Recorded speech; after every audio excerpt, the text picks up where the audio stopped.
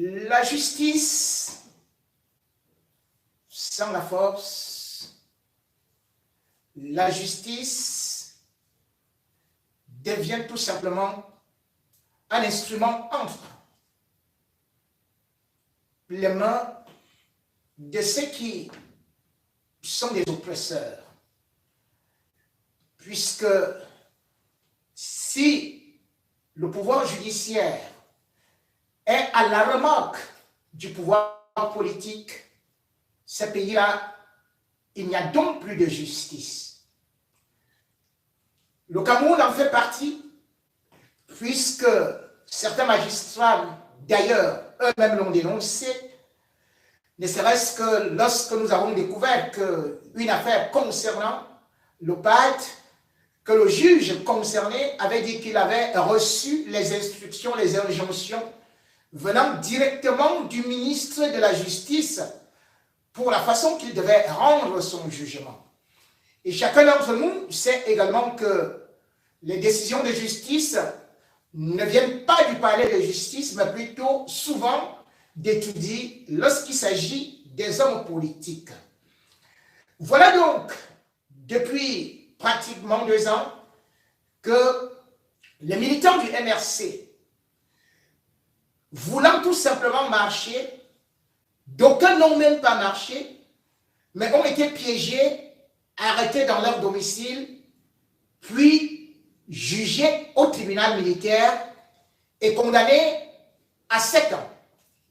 On se croirait au Moyen-Âge, mais non, nous sommes bel et bien au pays de Paul Biya, qui pourtant vantait les qualités de son pays qu'il avait eu à mener sur la voie de la démocratie.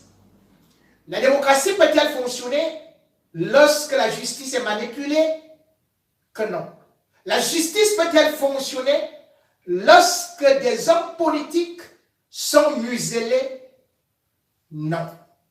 Aujourd'hui, les militants du MRC se retrouvent en prison parce qu'ils ont voulu faire des marches blanches, alors que la Constitution du Cameroun les autorise et qu'ils font partie d'un parti politique reconnu par la République.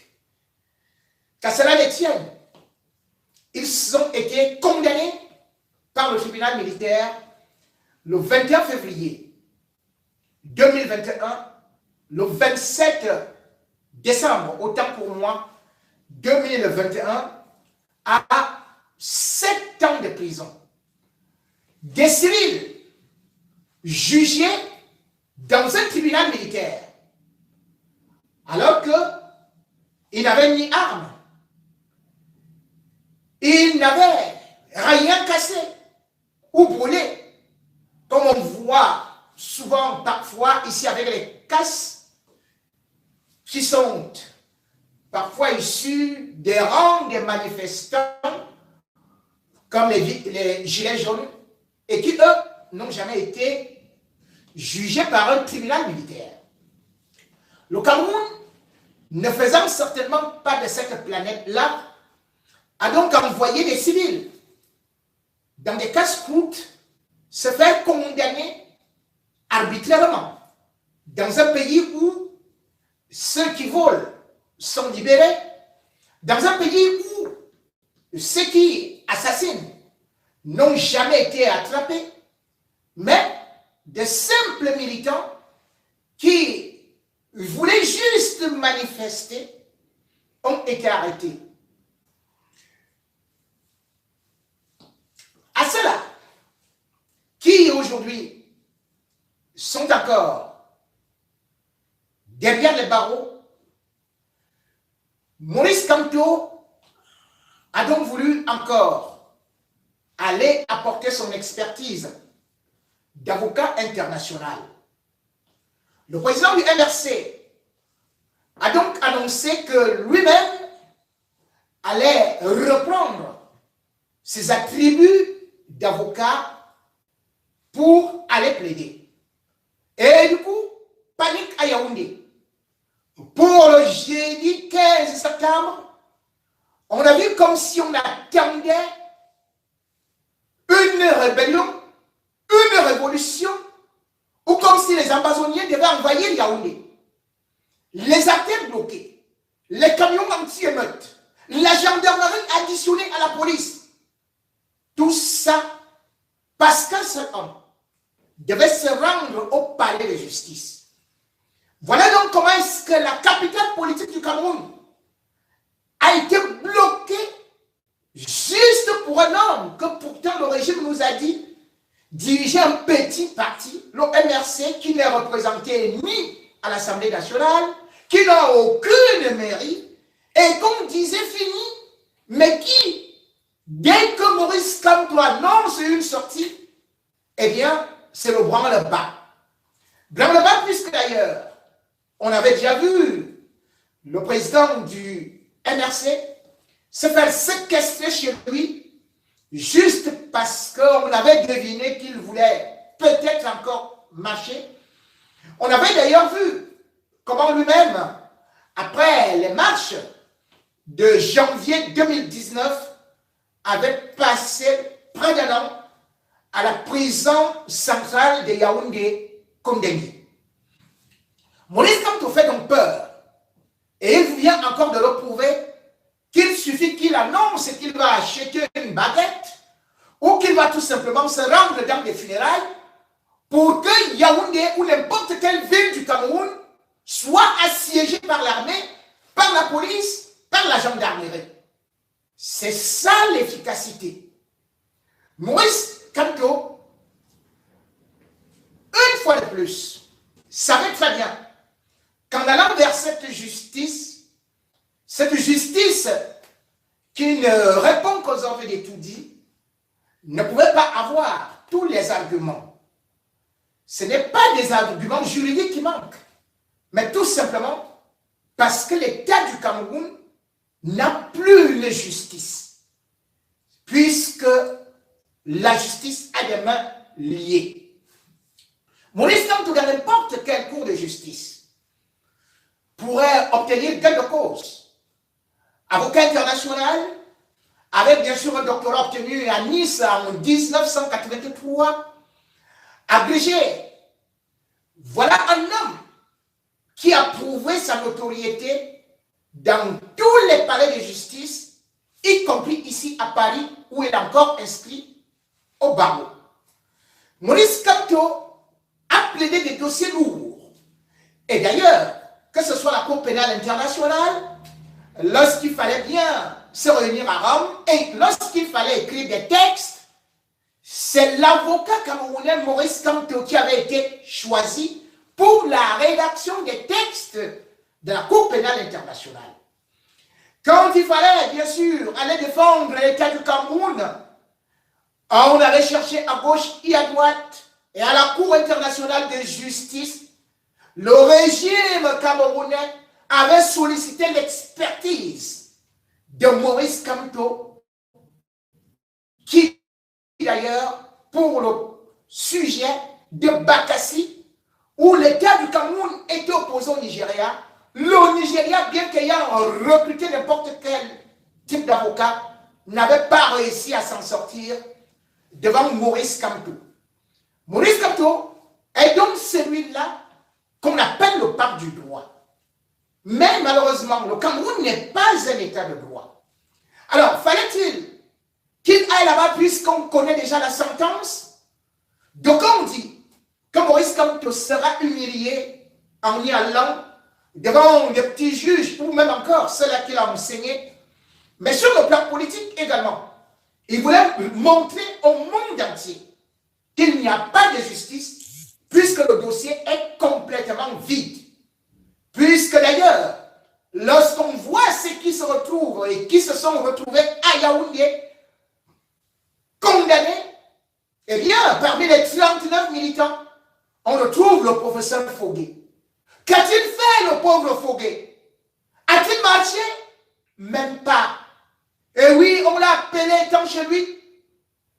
On l'a piégé en disant tout simplement qu'il y avait une sorte d'attroupement chez Maurice Kamto et qu'il fallait qu'il s'y rende rapidement Quand il est arrivé là-bas, les forces de sécurité l'ont cueilli et sont partis avec lui. Le voilà donc. Au lieu d'enseigner dans les universités, qui plutôt est en train de moisir à l'université de Kondengui. Mais le régime Biya, croyant affaiblir l'opposition, croyant les broyer, croyant montrer aux autres que si vous tentez, on va vous saccager, le régime de Yaoundé plutôt a échoué. Puisque, en voyant le professeur Fogué dandiner aujourd'hui et rentrant tout content en chantant à la prison, eh bien on se rend compte que c'est un homme de conviction. C'est un homme qui n'a pas peur de la prison, qui a accepté se livrer, qui a accepté se sacrifier pour la liberté. Le professeur Fogué a donc montré au régime camerounais qu'il n'avait pas perdu son mental, mais qu'il était plutôt de plus en plus fort. Tout comme le jeune Bibou Nissak, qui a laissé à peine une femme qu'il venait d'épouser, avec un enfant qui n'a même pas vu son père et qui est né comme ça. Eh bien, Bibou Nissak a pu au moins, une fois de plus, prouver que lui qui n'a pas marché, mais qui a été cueilli chez lui, était aussi de cette jeunesse qui peut dire non à la dictature, à cette jeunesse qui peut montrer le chemin qu'il ne peut pas plier, à cette jeunesse qui n'a pas peur. Et cette jeunesse s'est encore levée, même s'ils n'étaient pas nombreux. Ceux qui étaient au palais de justice sont encore partis humilier le régime dictatorial, sanguinaire de Paul Biya, en scandant Maurice Kamto président et en scandant, en invitant Paul Biya à partir du pouvoir. Tout ceci en direct et tout ceci à Yaoundé. Voilà donc pourquoi est-ce que Maurice Kamto a déjà remporté ce procès. Qui bien sûr, pour le premier jour, il n'a pas eu le temps, et d'ailleurs ne pouvait pas plaider, puisque le procès a été renvoyé pour le 20 du mois prochain.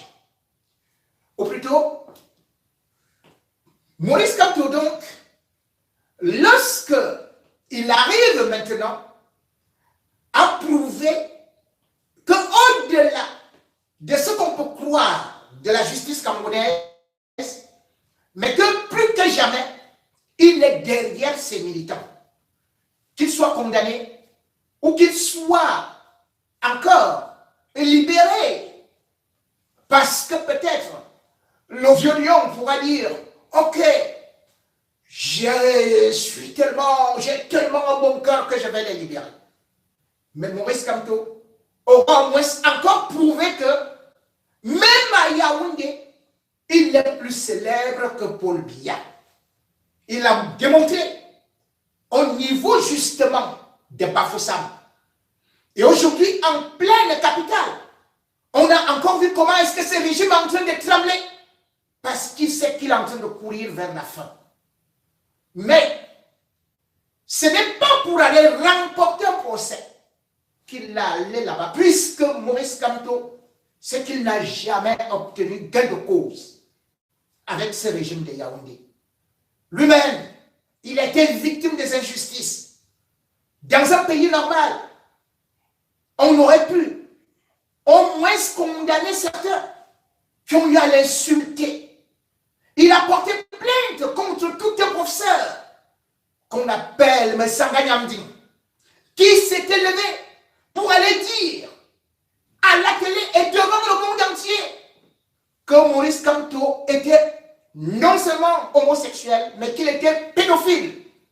Le professeur Messanga Nyamding, enseignant à l'IRIC, l'Institut des Relations Internationales du Cameroun, était parti dire qu'il avait la vidéo où Maurice Kamto était avec un enfant, un garçon de 14 ans.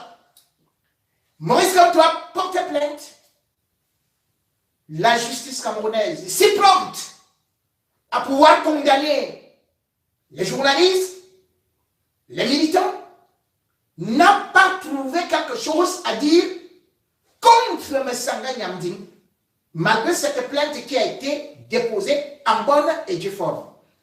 N'a-t-on pas vu d'autres venir écrire des presses entières, raconter comment est-ce que Maurice Kamto, non seulement est homosexuel, mais que maintenant il a fait venir un autre avocat homosexuel. C'était Amsterdam. Parce que dès que Amsterdam est arrivé pour le défendre, eh bien, ils sont montés sur des plateaux télé et ils ont commandé des articles de presse pour démontrer comment est-ce que Maurice Kamto entretenait des relations coupables ou bien des relations homosexuelles avec cet avocat. A-t-on vu la justice camerounaise agir? Que non. Parce que la justice camerounaise ne regarde pas ça. Il faut humilier absolument les hommes de conviction. Il faut absolument diaboliser l'opposition. Ça nous rappelle d'autres histoires.